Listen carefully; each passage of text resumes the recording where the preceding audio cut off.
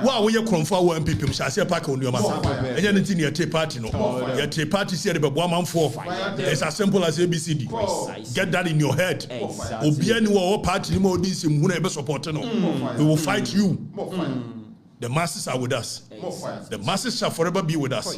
Because we've stayed the course. We've been very honest with ourselves. When I was telling Akufo-Addo what I told him when he was running, I did not care. Because my convictions were clear. Now, Akufo misconstrued and said, "You campaign, your mama. Your mama, I made an amemone yede. Amemwo hunusu. Wanimbu. And they were appointed to a way I said, "One number. One trafutri. It's my campaign, Mama Hama. Nanukure na me buru Akufo-Addo nua no kuredi anti na me demonstrations hwe no kuredi anti it is an adrum so amonkama no ntum na me konkom ho nchim me ko ne ayi ye friends peprenes ayi fom wi sane wentia na fa ngu bantuam fa ntuam to fa nkuto kakra fa moto no ho munyabote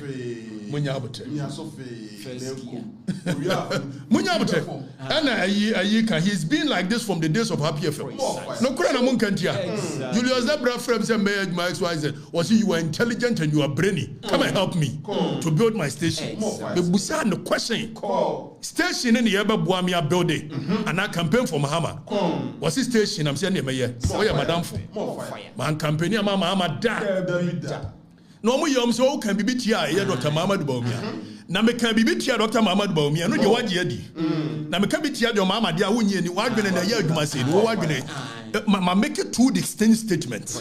One concerning Dr. Mamad Baumia, one concerning Akufo-Addo, one concerning your mama.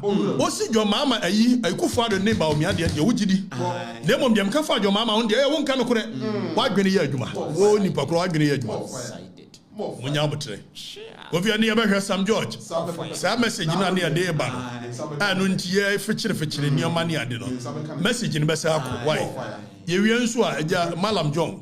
One no ya yani de nim say mem won one nebu say one na you na Malam John said you appoint you anyway you na ade akini a withdraw ni ade ni enam say na ade no yi mo bia meka so my friend Malam John who penipa wodi din toto ba politics mo pa adwomama and wo pana na Jack Toronto na hwan one na tutu din Teja Malam John so ya de manu na eje no o say ache mafia no na tu wo yingofodi Eti Malam John Subajinesa, Wakovi. We are near Kobusa. So I'm saying national security yet is here for your day. You found Ramamfo. One more crown is your form. Now, Constitution necessary. Article 83-84 was to say. A year act no set up the National Security Intelligence Act. A year act 1030. A year na eka. What is the mandate of the national security? What is the composition of the national security? The National Security Council. The National Security Secretariat. One more woman say. No more human who yes or many police in there. As I see, no more better than police or teaching coffee. One more to me, so much will be. One more put to me, so I'm court. Never shining in if say I'm running the teaching course. The presidency is a creation of the law, so he must work within the remit of the law. He cannot do anything outside the remit of the law. But because you use your unity, your man will come and go for it to intimidating of us. How did that happen? How did we get here? We are a nation of laws, and that's how it's going to be. It's your better and also. Why? Now, if you say no more fancy no kurum, my gentle, more yeni adina nano ma maybe frame here. What's me just a uncle and watch it and especially do a precisely, meant precisely so no. Woo. Namsisa was here no fire. Ejiwa ye na kofi wa ye say ene woni general obema mu $200 na ye ni ade na ejiwe no me $200 ne buy more fire powerful what's it hey wait $200 what about go me dey share me Ediobi general Munso mu enaja woni kofi ne team no we ye ne ade odi for chibra na ye wo da o mbachi wo wo bra befa enkoto ye show ni ye wo fa ko mu mo ade fama no na omo dia ai we prosper kofi ahoto na ahoto nya wu ya no so me nua no mo obedi matem Afrifa, you are trying to be relevant. You are not a trained journalist. Stop it. Yes, me a trained journalist. My car some way from up here. What the journalist? Me journalist. Most of them is an number for them. What was more? Mimi, you journalist. Obi, young Quenim. Tieni can't for some George message in command. Catching razor. Would be by? Would be by? I'm over raising. General sign a buy. Would the cutting razor be and a buy? Hey, and yeah, for boys company. For boys company. Yati boys company. Ade Semanse boys. How more ye day? Semanse boys. You go to ye.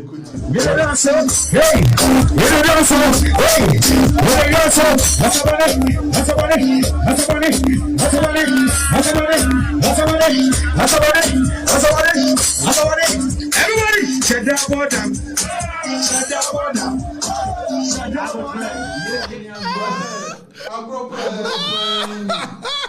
I didn't shut up on them. Now we are one more.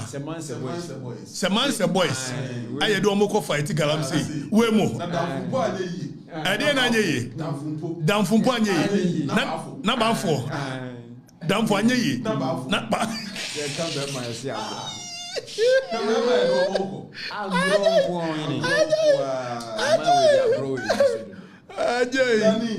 Me mama go see abeno wa.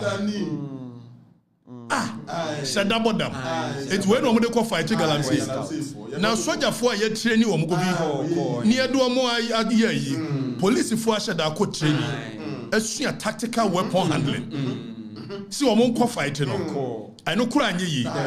And ya for boys companies. A omo shada bodam. And I ko fight.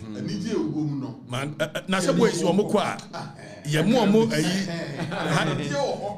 Ehun asano no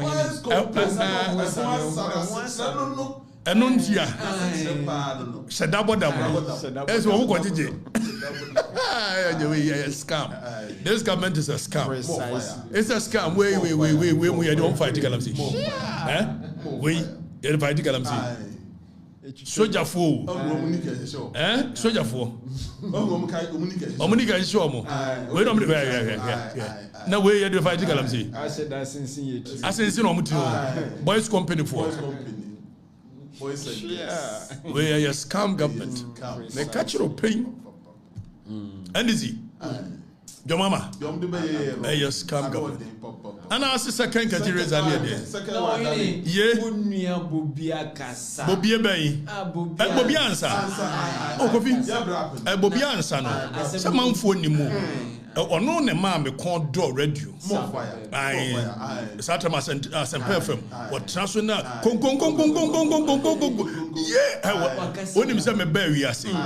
Jami nyabutre mobile bia ina se nyabutre me ba wi ase me nsuro da se ni bia o microphone achi ono pe ananam suru no e se so kura me break chin I say my teaching what they say my teaching mati it was bobia kasa bobia se dai o ntimi fo anonka je se ukoti bobie brofo odu ani enkoti bobia and this for sure no more sre but and this subai omo power na omo ewura office pe air condition bono no to be chilan cruiser pe na ni jimi aba and this ni bia subai onya ewura office ohun air condition first 4 years na yema no.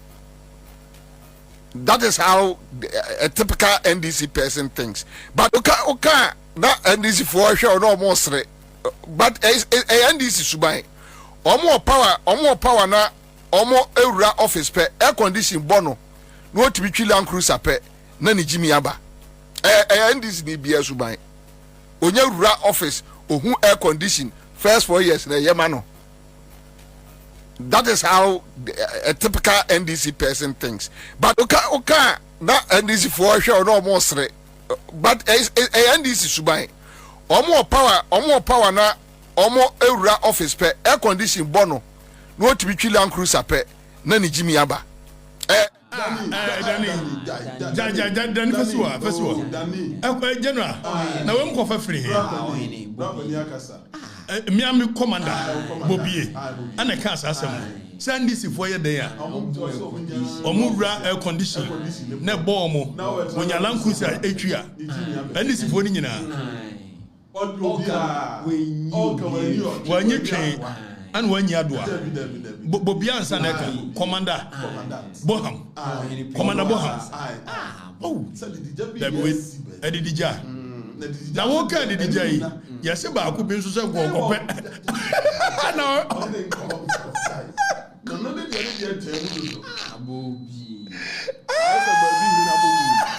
Bobby, now I heard who was a PRO.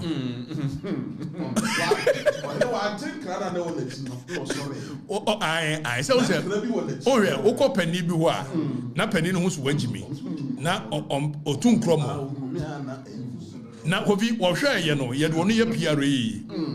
Aqua Yababa will be a call, Yana, Oko Switcher and Nepapa. Say, Papa no said yes, I wasn't. Baba na dada me. Baba na dada was where you could fear 9 back. Say when you could fear 9 back. No, a passion and was an also share when also could fear 9 back. And you go Piaro. What in a fui? No, sir, I haven't one walk. Fee, or go back. As I does what? When will you go Piaro? Send enough for us to commission was not coming in the way. Way. Cratano Craco school non cobio. And any power yam froze be did your party as a proud now. And my who was yam Yaba Yacha positions, you know. One corporate position. Yam from your mamma trust selfie. We saw that would me matter. We are doing. So did me matter. But you find his way. Julie, I Bobiese will move off his air condition bomb. Na ya na ya so compare condition okay amfa obi si only fools will join so no amu join ni otem no o tre ko no o tre ba I go via share you must mo $200 na why sa mo ya mo sisan ma mo obi a binya team ni nyina Govi, the ancient one more high internet in the Sam George near NC near the Yabaka once. Mujan in the cry, Bessa, Mopa Mundum light is your cry. Your best so phone near the eye. Why? The best shock up a phone light near the issue. Why? Govi. Now, young Quania is Sam George in the Ora Sam George, Sam Net George, Minister of Communication, Digital Technology and Innovation. Now, or Minister of Communication. Govi. And I now know me one who said, yes, some judges will be a foundation. The foundation, no, yes, sir. And for that matter, some judges want a financier, some judges say, or no, the financier. Now, what you know, no man for not getting a call. Some judges, and now me tell what the I'm saying. Some judges, me who say what the partners, MTN. Now say, partners, MTN, Minister of Communication, and was in a foundation, MTN for any partners. It Osha ha, MTN for logo da asieno, and was say, or partners of the foundation. Tell them say, okay, and then I Minister of Communication. And the young name say MTN a major player in the telecommunication space. And the Minister of Communication, one no, and now we MTN a CEO no ekoko srano. You done yourself, you sab ina. Eti yebusa se, okoko srano no. And komo e course wo. And the man is obey partners and ya. But if we a Minister of Communication, nasa wo major player, MTN controls about 70% of the market of a year telecommunication. So when a CEO of MTN, Akosera Sam George. Now all of a sudden, what by Sam George, you can't say the foundation, no any partner, and it raises costs for alarm. Precisely. if say yes a pronkuma egu nhire ne kura na etikuma kwaduo yi na beso abribra na agoro no ehya ase emponi say communications minister timi anam so mame nkohwe say Sam George ebia na MTF aye ne partners all this while and don't forget say Sam George say onu oto onya adwuma da apart from a MP no odi no na onka no kurenti no ukohwe aye video bi e bebo a kire mu a oni delay ye interview in one breath ye busa ne say ne yire ye adwuma ban o se ne yire no wonya adwuma o hwe nkola and Sam George went to ye can say parliament a committee set up by a year act na ye beba ho kofintu ko a year act 769 and no na a set up a year the NCA National Communications Authority and National Communications Authority omodwuma ne say wo mo na be regulate the space of communication telecommunication na wo mo na regulate a year MTN Telecel Airtel Tigo ni ade wo mo na regulate wo and NCA is under a year the Ministry of Communication so the operating minister there is Sam George. Or no exercise control by NC. Although it's an autonomous body. But the Yebusa say, the minister na telecommunications in national. I him say na no krebe say a bano say a internet here there. MTN there be mumfani nyina ama yen. Na ye yenche. So by every means possible, MTN is trying to stamp a authority within the space of communication. Which ya pass mrakovi. Ya pass mrasa mrano echere say per the NCA laws. No player in the game should even control more than 40%. So the government is taking steps so be reduce even the monopoly of MTN within the space.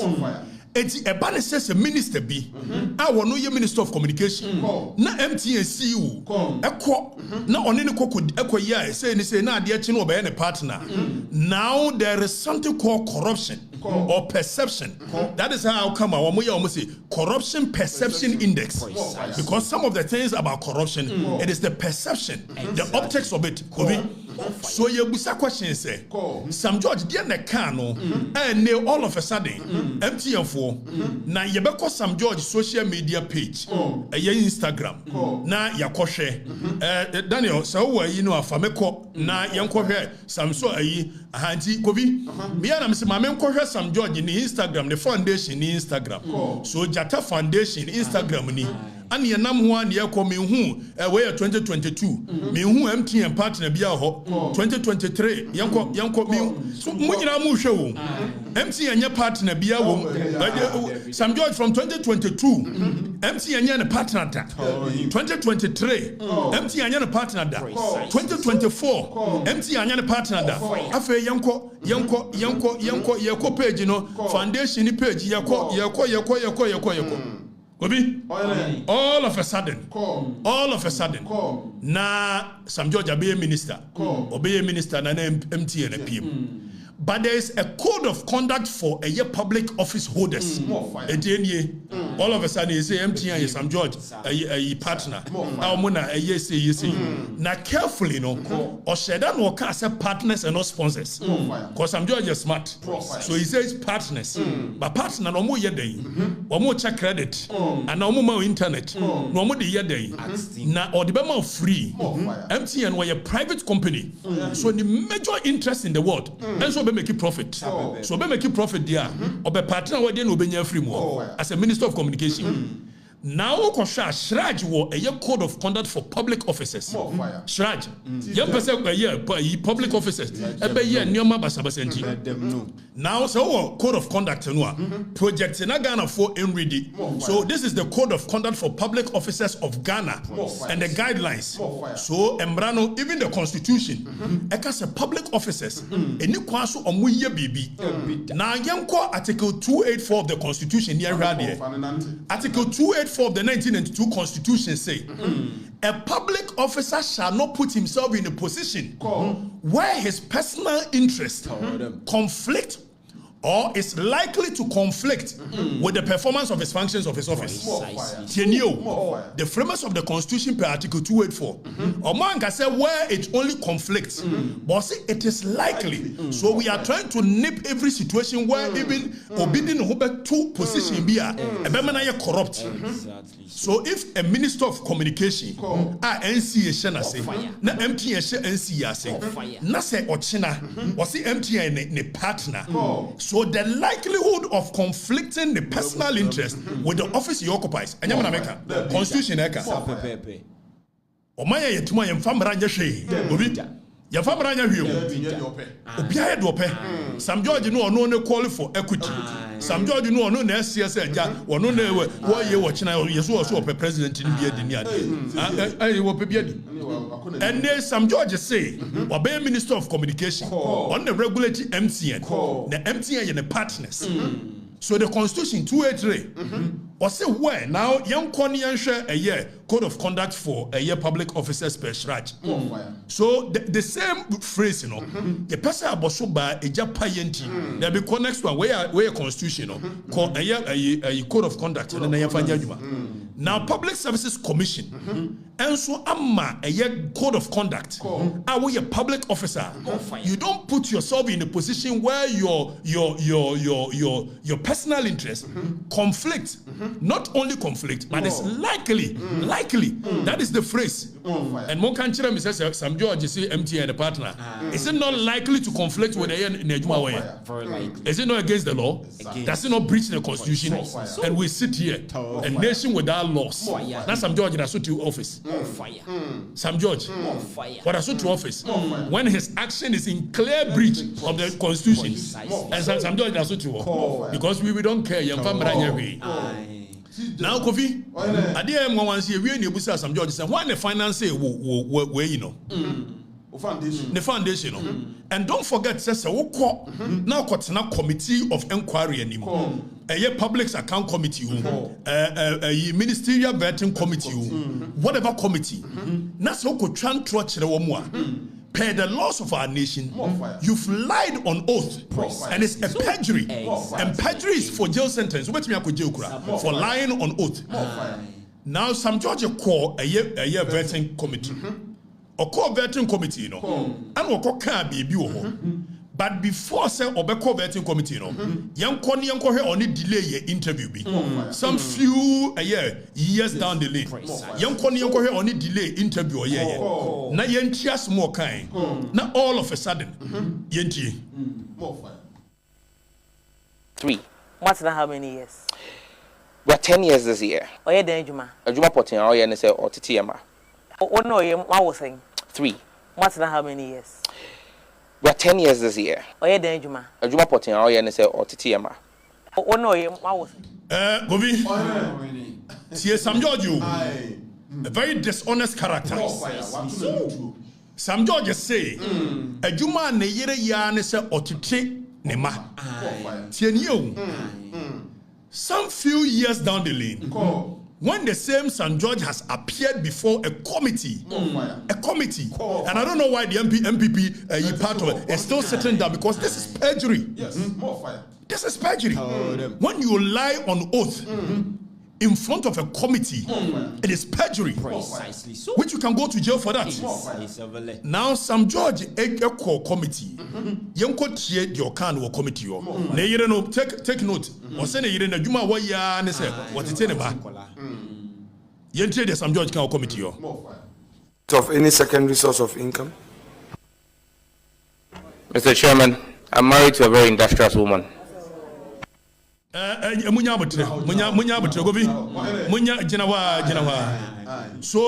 in less than 2 years, all of a sudden, what it mano? A very industrious woman. Meaning, Sanu Melen Kolau, Sanu making Kolau, Sanu Mentiasia. Sam George on delay show. I said, "Yana and so what it 2 years down the lane, when he appears before a committee, Sam George say, "Neyiri industrious, but delay interview ni biu. Ubo we are a face abo committee no dey ni biu. Na man for no make your judgment." Oh no, I was saying 3. What's that? How many years? We're 10 years this year. Oye den juma. Ajuma potin all year say or titi ama. Ono ye ma wo sen. 3. What's that how many years? We're 10 years this year. Oye den juma. Ajuma potin all year say or titi ama. Ono ye ma wo sen. 3. What's that how many years? We're 10 years this year. Oye den juma. Ajuma potin all year say or titi ama. Ono ye ma wo sen. 3. Do you have the benefit of any secondary source of income? Mr. Chairman, I'm married to a very industrious woman. No, I don't get it. Please explain. I'm married to an industrious woman. Okay, so please explain to her. If you say you are married to an industrious woman and that is the source of your secondary income, what exactly do you mean? I mean, my wife takes care of me. Very well. Do you have the benefit of any secondary source of income? Brabak to and this is a minister of state. Exactly. So dishonesty Precise. at the highest level. Exactly. Now some George Abetro say, I won't lose a sleep over somebody who is trying to be relevant. Sam George. Or no Sam George. Say. I say, me Afrifa. Me. Sam George. Very dishonest. Now, Dr. Mamad Baumia, and now whoever wins the MPP flag bearer, Tienier, says Sam George at me the Minister of Communication. Either some of them Council of State chair in the next government, and as a Minister of Communication, what the Basham is I'm catching them because we need intellectual firepower be a minute. Sam George, Mitiena, on carry any intellectual firepower. We were not the Muya me do, Nimuya me Hakrado, Nimuya me Hadodo. Very dishonest person. In one breath, Neyiri Shankola, 2 years down the lane, Neyiri industrious. And such a person is occupying a position like minister. More fire. It's honesty, baby. So some judge because just MTN and a partner. Where it is clear. It is clear. Said Adiana Woyen is likely to conflict with a position as a public officer. More fire. More fire. More fire. More fire. Jatane Chantro. Jatane Chantro. More fire. Jatano. Onye Jatabiahu. Onye Jatabiahu. Most of them member na Jatane. Onye Jata Buabu Crow, Buabu Crow. Well, Buabu Crow, we won't come. Na Jatana. Jata. Nigger Neveno. Sam George, dishonesty, and Uko a year section 211 of Air Act 29, which is Criminal and Other Offences Act. A camp perjury once more fire. More fire. So Sam George, you've committed a crime against the state. Precisely. More fire. If we are to go by what a year Article 211 of a year Act 29 can, Sam George, we are on ocean 2 minutes, we are industrious. 2 minutes, this person says MTN and partner. More fire. Which is which? Sam George is by no bechirimua. Sam George is afraid one sponsor. A year, the foundation. Ni obisa se na bia also wonya adwuma bia 15,000 Ghana cedi na parliamentary e de ma wo ana wo yire so hwe nkola to nya access kan wo yi o man ne fa mra nya hwe na bia so de o ye do pre. And these are the people leading us. The catch them say it is a scam government. Scam. Okuja try black one. Was it? Enwa obi. Enwa said the Kufu Ado ye no. Enwa no so ye meye bia na ye meye worse. Settings government. Omu yo mse me. Obi ye. Na ye no. Na no nkrofo bia omo etata me anwumra ni ade a. Me do omo picture ni ade ni video gu ho ni ade no. Ana manfo ne so ena Katakyie no wo ye settings ni ade. Na enya 3 weeks ago. Ana beka say Japa call eye airport so ko hwe me. Ne ya me fa me na anu ya. Eti na me twa draw. Na me di video ni gu ho no. Akwa na dwen but iti mo adwena ankoso se anajo 11:12 no ade a car Range Rover namu a number plate mo ho. Mo ni munyansa ti mo musa kwahye. Say Range Rover. Number plate mo ho. Me nyanti ase so wo apology. Na wo anya apology o court. O court anu waka kire eye court no de ntia wo nam Range Rover anajo eye 12. Ayi mo ho no number plate mo ho. O kwa anu waka kire mo. Me amfa ne ma se nwura me. Court wa emfa ne ma nwura me. Wo mo ye ne ade wo mo call 7 police station so no mo call report. Wo ye ne ade na police CI investigator ne free. Now police investigator wa free me. Na me ye na so me throw exams ne ade nti. Eye ye reschedule. Dem we answer wa press this call is being recorded. Na mbuza answer na ade na record the call. I was going to bring it to your attention. Na say do you bring it to my attention first before you start recording or you record me before you bring it to my attention? And I'm cutting CID and I'm saying you've compromised yourself. You the CID wanting to investigate this matter, you've compromised yourself. And no court to be Abesoko. I'll come there and defend myself. Now because baby na mo betra 1 hour. Maybe I'm here. Now the next minute me movie. Now say baby I'm na mo siese mo kono. And no cry baby I'm ka asa mo kono. Go bi. Time ye teen ni nua ba kono. O we aka ba kono na akiri. Or reside. Mo bi enwura me. O ye na so e bi abranche ne be se ne carry ntie nyimfiri wa. Be pa cho boko. E fa court se me nwura ya. Na court wudi kan wa woni bim. Ya be ka say. Remember the Mfanto nchen. And yes, we and the idea in the fire. Hey, Munyarof. Munyarof. Court. Obi anko. Se Ghana for me musasa na do 12. Range Rover number plate mo. No oye opede yan. Mu musa ko et mo adwene na ye adwumani. Mo bia me hwehwam krum ha fire. Obi na yankona when you from bridge the gap between Sam George and the serious matter that we need to address as to the locus of air national security, which is supposed to be in charge of taking care of the security of our nation, both external and internal. And this institution has become a tyrannic institution, terrorizing people left, right, center. And no man in this country is able to say it.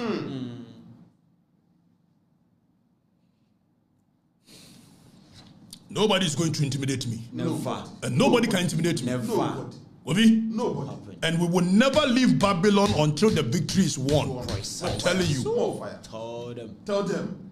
We will never leave Babylon until the victory is won. Exactly. Tell them. And me offer him credit for detention 2 years in a military government. Na me se mu ye ku kura na mba ya academy ye no an kame ye mu. Ene nka me de ka de be nya baby o. Ka mba chi akuye. Na civilian government am ran ye di adwuma. Ene ahurahura make adachi. Afrifa. Na me ma me go shop na ofre osu. And I'm say ma so ma say woman. Frefre bi so. Koko didi. Hey, should I say na wudidi. Na run dear is many. Run. Wo fufu di agoja. What is ya chimi fufu de di? Ade. Bia ni wo betime run me. To akoko no.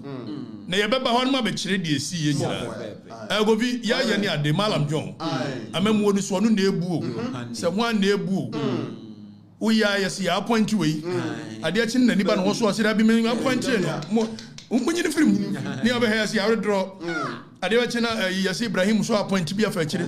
Ade achi yes o de me nya munyi ni film. Am say hey. Kofi kam hu yi. Oka so obedi o man animu a. It is a serious business. Leading a nation is a serious business. And by the time we hear kwakoto aba no, you should be clear in your mind the kind of people that can help you to lead a nation. Precisely. More fire. Ashasi na kwa baby. Yes, for Hanabisu beto so. Yes, the Hanabisu akoto a year by one common fund. Adia chinya say there be